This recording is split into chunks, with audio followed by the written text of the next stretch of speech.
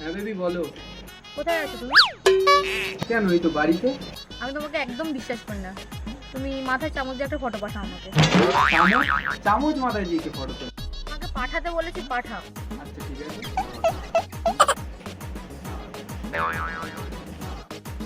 পাঠিয়েছি দেখো।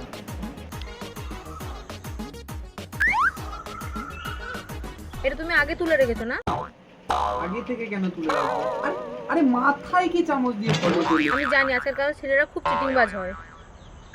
তুমি একটা কাজ করো, মাথায় একটা হাঁড়ি দিয়ে ফটো পাঠাও।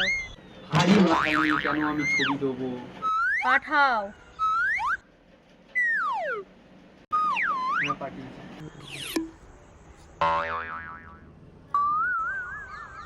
ও আমার দিদি, তুমি বাড়িতেই আছো?